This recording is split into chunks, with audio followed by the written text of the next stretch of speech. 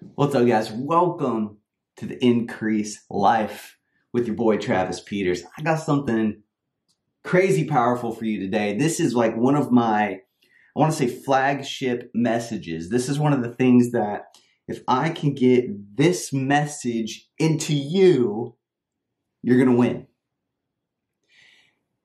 It's going to flip everything that you've ever thought about money and stewardship and how God sees money. Because here's the deal. You have to see money the way God sees money. Otherwise, we're going to be living in the natural, living in the flesh, and not even know it. See, a lot of you guys are struggling financially right now. You're not where you want to be because you don't understand what I'm going to teach you today. Now, we're going to go to Matthew 25 and talk about the parable of the talents. It's one of the most misunderstood scriptures, passages, verses, whatever you want to call it, stories, lessons in the Bible. If I was to ask you, if I was to say something, what's the key to crushing it financially, like biblical prosperity and increase? You'd say, you must be a good steward. And then I would ask you, what scriptures are you basing this thought on? And you would say, the parable of the talents. Everybody, when it comes to stewardship, goes back to the parable of the talents. Yet, when they tell me their thoughts, it's like, did you even read the book? It feels like you didn't even read it. So I'm going to read it to you today, and I'm going to point some stuff out to you that is going to flip everything you've ever thought or heard about this concept of stewardship and the parable of the talents. Okay, so first off, the parable of the talents, you must know this. Talents is not talents like you're able to sing or do the hula hoop or be an artist and draw it. Like, that's not what it's talking about. Talent is a portion of money. And I've got my Dake Study Bible here. I want to show you the Dake Study Bible. If you don't have one, I highly recommend it. It's huge, and it's like a legendary study Bible, right? Like, it's got some powerful stuff in here. I want you to point out that a talent of silver, a talent of gold is a measure of money, right? You can read that and understand it, obviously. But here, it tells us about what it's worth in today's money. So one talent, now this is way different than what people think, because you think of like one coin or something. One talent was worth $29,000. 2 talents was about $58,170. And 5 talents was worth $145,425. So this master, this dude is trusting these guys with some good chunk of money here. Okay? Now, I'm going to read this to you. It's found in Matthew 25, starts in verse 14. Again, the kingdom of heaven can be illustrated by the story of a man going on a long trip. He called together his servants and trusted his money to them while he was gone. It's funny, people have argued with me saying that this scripture is not about money. It's about like your physical talent, like I said a minute ago, like being able to, I've got a talent to hula hoop, okay? It's obviously not that. He gave 5 bags of silver to one, or 5 talents in most translations, 2 talents of silver to another, and 1 talent of silver to the last, dividing it in proportion to their abilities. He then left on his trip. Now, those abilities must be acquired. The Lord showed me this one time. He was like, you must acquire this ability. This is not something you were born with. These people acquired these abilities, okay? The servant who received the 5 bags of silver began to invest the money and earned 5 more. The servant with 2 bags of silver also went to work and earned 2 more. But the servant who received the 1 bag of silver dug a hole in the ground and hid his master's money. Dug a hole and hid it, all right? So you all catching this, right? First 2 people went, and the other translations say immediately went to the market and traded. The first guy traded his 5, got 5 more. Second guy went to the market with his 2, got 2 more, doubled their money. This is an acquired ability. This is not something they were born knowing how to do. You must learn how to do this, all right? That means it's available for anybody. You can acquire these abilities, these skills, okay? Now, after a long time, their master returned from the trip and called them to give an account of how they used his money, stewardship. How did you use my money? Jesus is saying, God's saying, how did you use my money, Trav? How'd you use my money? All right. This is powerful, guys. You ready? The servant to whom he entrusted the 5 bags of silver, the 5 talents of silver, came forward with 5 more and said, Master, you gave me 5 bags of silver to invest. I've earned 5 more. Master was full of praise. Well done, my good and faithful servant. And isn't that what we all want to hear? We want to go up, see Jesus, and he says, well done, my good and faithful servant. You've done well with what I've entrusted you with. You've been faithful in handling this small amount. Now I will give you many more responsibilities. Let's celebrate together. The servant who received the 2 bags of silver came forward. Exact same thing happened. Master said, well done, my good and faithful servant. You've been faithful in handling small amount. Now I'll give you more. Then the servant with the 1 bag of silver came and said, Master, I knew you were a harsh man, harvesting crops you didn't plant, gathering crops you didn't cultivate, so I was afraid I would lose your money. So I hid it in the earth. Look, here's your money back. But the master replied, you wicked and lazy servant. Wicked and lazy. Pretty harsh. I kind of like it. You wicked and lazy servant. Why didn't you deposit my money in the bank? At least I could have gotten some interest on it. Think about what the master's saying here. He was pleased with the first 2 guys who invested their money and made money with it. What's my word? Increase. They increased his money. First 2 guys increased money. Then he comes to the wicked and lazy dude and says, why didn't you do something to increase my money?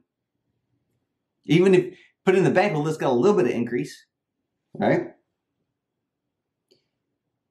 Then he says, take the money from the lazy servant and give it to the one with the 10 bags of silver. Here's a key phrase, Matthew 25:29. To those who use well what they are given, even more will be given in abundance. But from those who do nothing, even what little they have will be taken away. Now throw this useless servant, one translation says, throw this unprofitable servant into the outer darkness where there'll be weeping and gnashing of teeth. So in the couple things I want to talk about, in the Dake Bible here, in the study Bible, it says this. It talks about the wicked and lazy person or slothful, right? Some attitudes of the slothful man, they think everything that other people do will prosper, but thinking it will fail in your case. Won't work for me. I see why it'd work for them, but it wouldn't for me. This is a characteristic of a lazy, slothful person. Another characteristic is that they're afraid to venture out into business and take risks. It says this in the study Bible. Like that's word for word. Now that you've actually read it and heard it, and I would say, okay, now what's your definition of stewardship? What would you say? Think about it. What would you say? What is being a good steward? A good manager of somebody else's stuff. In this case, money. The people who were bold and immediately went to the market, traded it, and doubled their money. That's the people that God is like, great job, my friends. Awesome. You did well with a little bit. I'm going to give you more. And look, his little bit, I told you how much a talent was worth. So the first guy doubled his talents and gave the master $290,850. Basically $291,000. All right, over $250,000. Second guy doubled his talents and gave $116,340 to his master. These are like larger sums of money. They've acquired skills. They went and did something with it. They increased. Then the wicked and lazy guy didn't do anything. And the master comes and says, dude, at least put it in the bank. Give me a little increase. Do something. Multiply what I gave you. Increase what I gave you. That's being a good steward. But so many of you, I've heard it for the last 15 years of my life, think that, oh, I got to use wisdom and bury my money. I got to use wisdom. It'd be risky. You guys think that taking risks equals, if I take a risk, that's not wisdom. You guys are masking being afraid and fearful, wicked and lazy with your money. You're masking it under being a good steward and I got to use wisdom. Well, what's the wisest thing you can do with your money? Learn how to increase it so that God can say, you've done well. You've been faithful with the little. I'm going to make you responsible over much. I'm going to give you a promotion. I'm going to upgrade you. A lot of you guys are so afraid you're going to do anything with your money. You won't invest in courses. You won't invest in real estate or stocks. You won't go learn stuff. You won't go acquire things. You think, remember the definition of a slothful man from the Dake Study Bible in the notes when it says the attitude of the slothful man thinks everything others do will prosper, but it'll fail in my case. It won't work for me. I see why it'd work for you because you've got this, that, but it wouldn't work for me because I'm not this or that. That's the attitude of a slothful man. It's the attitude, yes, in my other trainings, it's the attitude of the poverty mindset. It's the attitude of the middle class mindset. I'm going deep with you guys on this stuff, but listen to me. Being a good steward does not mean spending as little money as possible. He literally shows you here that the faithful stewards are the ones who increase his stuff and his money. If you're not increasing, you're being wicked and lazy. You're being slothful. You're being fearful. All right? So a lot of teaching out there says that the wise man, the wise person, the wise Christian will spend as little money as possible being a good steward. I gotta be good steward. There's people who want to join my programs, right? And my programs, they don't really even cost that much money, but they don't want to invest because, oh man, I don't know. I really want to join the program. I love everything that I've loved at Travel. Like I'm learning so much. You're growing. You've changed my family. You've changed my family tree just for my free stuff.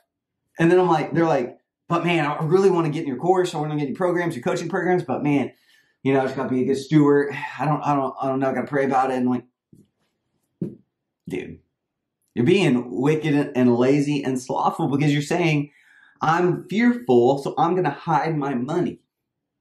You releasing that money, like this is what the 5 talent and 2 talent guys had to do. They had to release that money.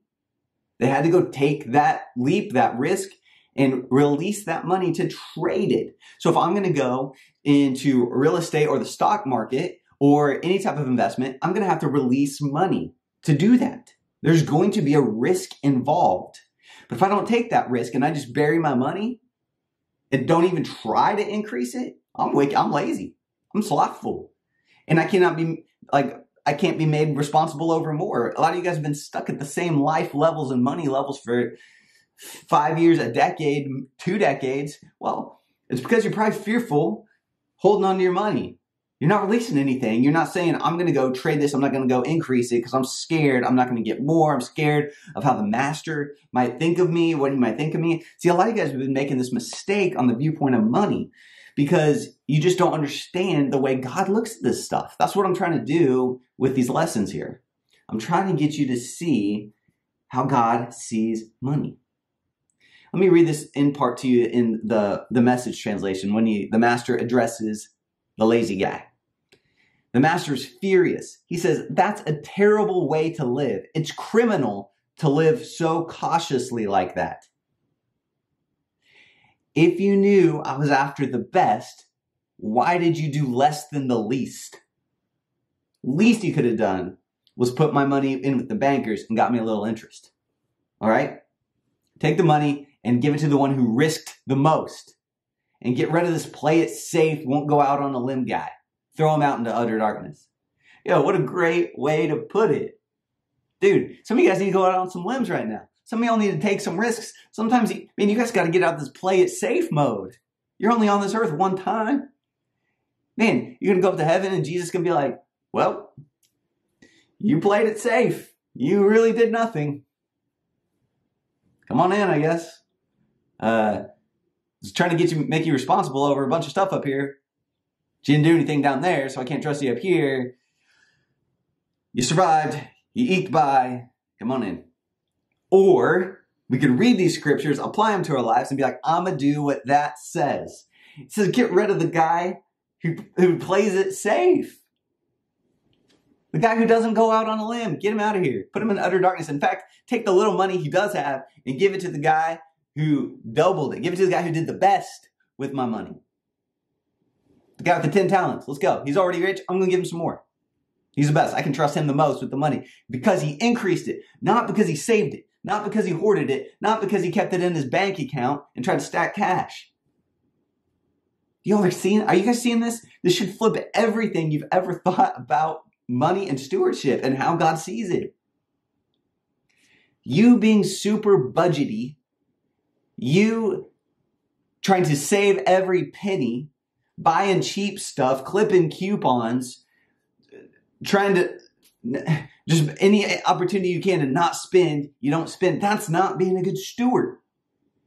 That's being lazy.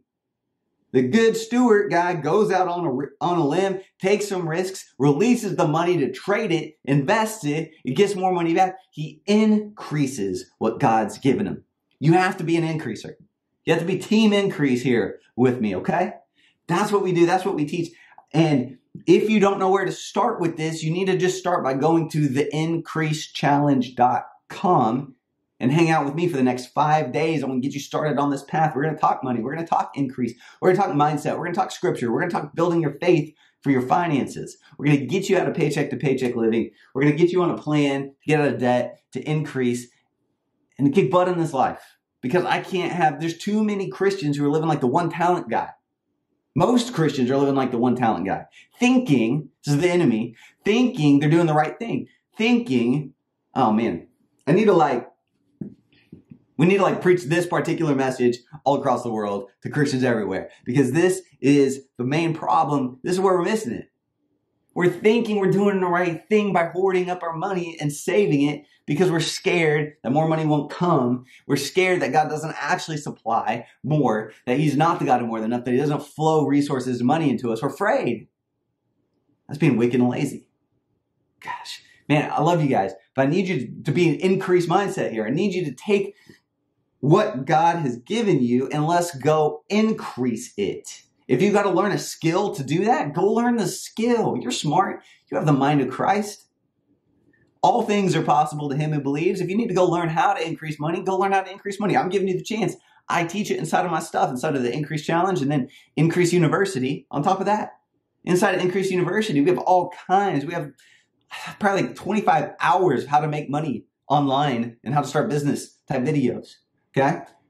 So if you're saying, Trav, I hear you. I want it. Let's go. Let's roll. I need to learn to be an increaser like the 5 talent guy, the 10 talent guy. I need to learn how to increase. Just go to theincreasechallenge.com and you guys are going to see how it works. You see the testimonials, watch the video, hop in there. It's going to change everything for you. I added a cool workbook that's going to help you learn this stuff. It's 48 pages. It's huge. It's awesome. It's powerful. It's in depth. This is the program that's going to change everything for you.